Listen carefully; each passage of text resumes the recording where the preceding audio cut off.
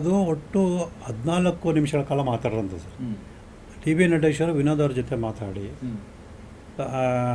ಸ್ನೇಹಿ ಕೃಷ್ಣನ ಹೇಗಾರು ಮಾಡಿ ಪರಿಚಯ ಮಾಡಿ ಸಂಪರ್ಕ ಮಾಡಿಕೊಂಡು ಅವ್ರನ್ನ ನನ್ನ ಹತ್ರ ಕರ್ಕೊಂಬ ಅಂದರೆ 1 to 1 ಮಾತಾಡಿಸು ಅನ್ನೋದು ಮಾತಾಡಿದೆ.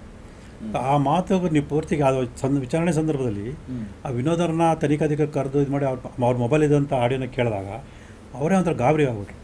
ಯಾಕಂದರೆ ಅಷ್ಟು ನೀಟಾಗಿ ಆ ವ್ಯಕ್ತಿ ನನ್ನ ವಿರುದ್ಧ ಸಂಚು ರೂಪಿಸ್ಕೊಂಡು ಬರ್ತಾರೆ. ಯಾರು?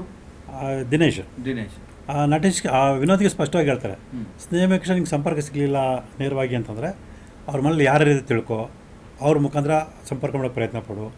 ಅದು ಆಗಲಿಲ್ಲ ಸ್ನೇಹ ಕೃಷ್ಣ ಹೆಂಡತಿ ಯಾವ ಚಿನ್ನದ ಒಡವೆ ಅಂಗಡೀಲಿ ಚಿನ್ನ ಖರೀದಿ ಮಾಡಿ ತಿಳ್ಕೊ, ಆ ಚಿನ್ನದ ಅಂಗಡಿಯಲ್ಲಿ ಪರಿಚಯ ಮಾಡ್ಕೊ, ಅವ್ರ ಮುಖಾಂತರ ಸ್ನೇಹ ಕೃಷ್ಣ ಹೆಂಡತಿನ ಪರಿಚಯ ಮಾಡ್ಕೊ.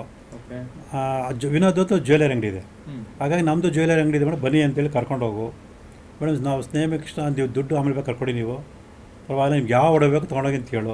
ಅವ್ರು ಯಾವ ಒಡಬೇಕು ಹೇಳ್ತಾರೆ ಎಲ್ಲ ಕೊಟ್ಬಿಟ್ಟು ಲಾಕ್ ಮಾಡ್ಕೊ, ಅವ್ರ ಮುಖಾಂತರ ಸ್ನೇಹ ಕೃಷ್ಣ ಲಾಕ್ ಮಾಡ್ಕೊಳ್ಳೋ ಅಂತ ಮಾತಾಡಿದ್ದಾರೆ. ಒಬ್ಬ ದೂರದಾರನ್ನ ಒಬ್ಬ ಆರೋಪಿಯ ರೀತಿ ಸಂಚು ಮಾಡಿದೆ ಅಂತ ಕಂಡು ಬಂದಾಗ ತನಿಖಾಧಿಕಾರಿ ಏನು ಮಾಡ್ಬೇಕು ಸರ್? ಅವ್ರು ಕೂಡಲೇ ಬಂಧಿಸ್ಬೇಕು ತಾನೆ. ಹೌದು, ನಾನು 6 ಸೆಕೆಂಡ್ ವ್ಯಕ್ತಿ ಪೂರ್ತಿ ಕೊಡದೆ 6 ಸೆಕೆಂಡ್ ಕೊಟ್ಟರು ಹಾಕಿದೆ ನಾನು. ಈಗ ಸೈಬರ್ ಕ್ರೈಮರು ಆ ಪೂರ್ತಿ ಆಡಿನ ವಶಪಡಿಸ್ಕೊಂಡಿರೋ ತಾನೆ, ಅವ್ರ ಗಮನಕ್ಕೆ ಬಂದಿದೆ ತಾನೆ. ಆ ಒಂದು ವಿಚಾರನ ಈ ಲೋಕಾಯುಕ್ತ ತನಿಖಾಧಿಕಾರಿ ತಗೊಂಡು ಅವ್ನ ಅರೆಸ್ಟ್ ಮಾಡ್ಬೇಕು ತಾನೆ. ಇವತ್ತು ಕೋರ್ಟ್ಗೆ ವರದಿ ಕೊಡ್ತಾರೆ, ಸ್ನೇಹ ಕೃಷ್ಣ ಯಾವುದೋ ಸಾಕ್ಷ್ಯ ಕೊಟ್ಟಿಲ್ಲ ಅಂತ.